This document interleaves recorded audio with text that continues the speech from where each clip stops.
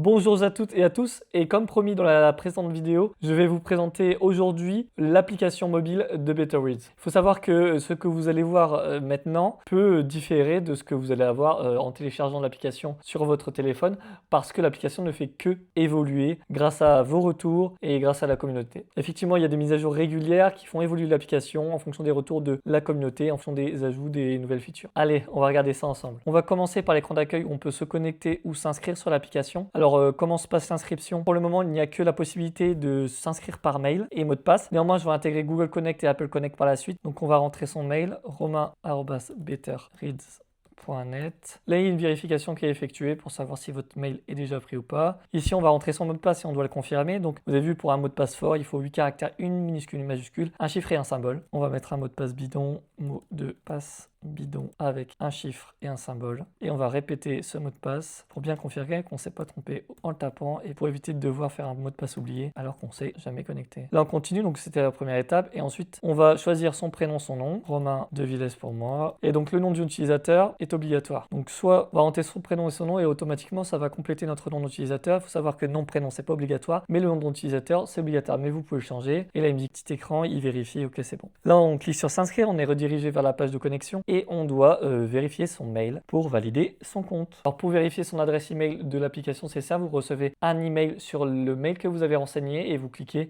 sur le lien tout simplement. Il faut savoir qu'il faut vérifier les spams si vous ne l'avez pas reçu. Il y a aussi une option pour le renvoyer. Donc là, on est sur l'écran de connexion, on va remettre notre mail romain@betterreads.net et notre mot de passe bidon. Et donc, on va pouvoir se connecter si on a vérifié son mail.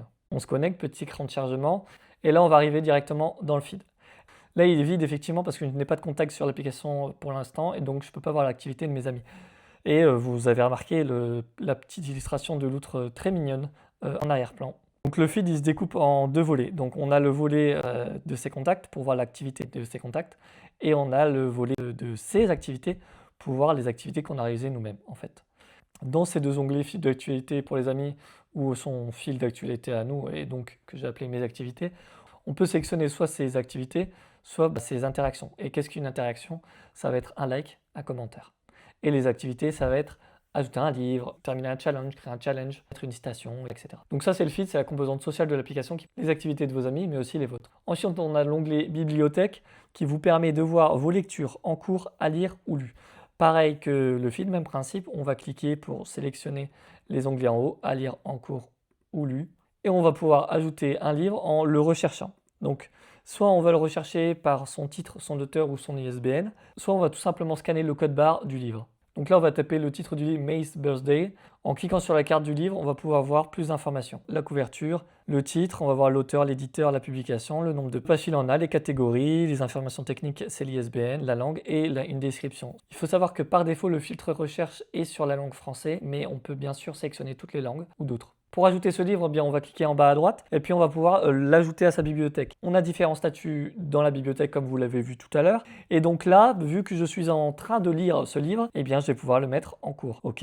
On a un message de succès comme quoi il a bien été rajouté à la bibliothèque. Et en retournant sur sa bibliothèque, dans les livres en cours, on va pouvoir voir qu'il a été ajouté des statistiques correspondant au livre et à sa vitesse de lecture en pourcentage ou en page. Ici, on a le bouton pour mettre à jour sa progression et ici, on a le bouton pour ajouter une citation. Pour mettre à jour sa progression, on clique et on dit que je suis arrivé à la page 23. On confirme, on a ses statistiques et donc là, c'est des statistiques un peu plus poussées sur notre session actuelle par rapport à notre moyenne de session, par rapport à la session précédente. Il faut savoir qu'on peut corriger sa progression si on s'est trompé, on peut terminer le livre avant de l'avoir fini, on peut l'archiver. Ensuite, on passe à l'écran de challenge et donc on peut créer des challenges. Pour le moment, il n'y a qu'un type de challenge disponible, c'est le challenge annuel. Et donc, on va pouvoir créer un challenge annuel suivant ses livres, suivant son nombre de livres à lire, nombre de pages ou bien minutes écoutées. Vous créez le challenge et quand vous remplissez les conditions, il se met à jour. Ici, on a nos statistiques globales. Donc, en dépliant chaque section, on va pouvoir voir des stats plus avancées. Ici, on a les stats de la progression de lecture, on a les activités sociales, on a les statistiques audio, on a les statistiques de citation, les notes et les genres favoris.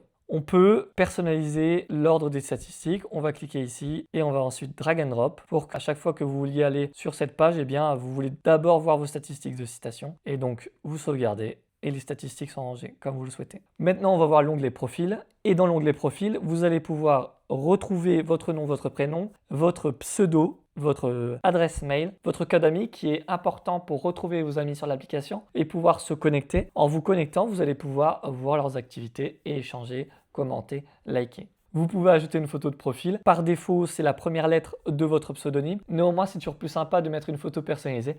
Comme ça, vos amis peuvent vous reconnaître plus facilement. Ensuite, on a un encart série de lecture qui va permettre de construire une habitude. En effet, chaque jour où vous lisez, vous allez pouvoir augmenter votre série actuelle.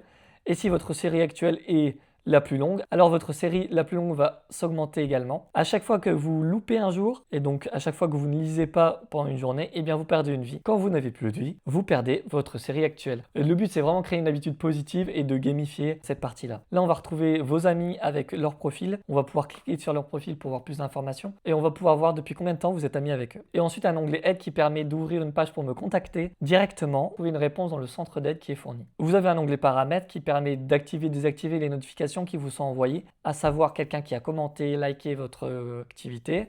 Un rappel pour lire si vous avez oublié aujourd'hui et ainsi éviter de perdre une vie ou bien carrément votre streak. On peut changer la langue de l'application en français et en anglais. On peut se déconnecter de tous les appareils et dans l'onglet à propos, vous avez la version de l'application. Il faut savoir que dans tous les onglets principaux, vous avez également une bulle de discussion en bas à gauche qui va vous permettre d'ouvrir le centre d'aide tout simplement sans passer par l'onglet profil. Je suis également en train de travailler sur un moteur de templating dynamique qui va vous permettre de partager dynamiquement des stories ou des posts par exemple sur Instagram avec des templates ou des infos de votre lecture. Par exemple, si vous voulez partager que vous lisez Nos Scrupules et que vous lisez 30 pages par jour de Nos Scrupules, eh bien en partageant via ce template, vous allez avoir un template et vous allez pouvoir le mettre par exemple sur Instagram. C'est en cours de développement. Bien entendu, le but de cette vidéo, ce n'était pas de rentrer dans les détails de chaque feature, mais bien d'explorer l'application de façon générale ensemble. Dans les prochaines vidéos, on va pouvoir se concentrer sur une feature en particulier. J'espère que vous avez passé un bon moment et que l'application vous plaît. N'hésitez pas à dire en commentaire quelle feature vous voudriez qu'on explore ensemble pour la prochaine fois. Et bien entendu, si tu veux suivre l'aventure Better Reads, n'hésite pas à t'abonner et à me suivre sur les différents réseaux sociaux.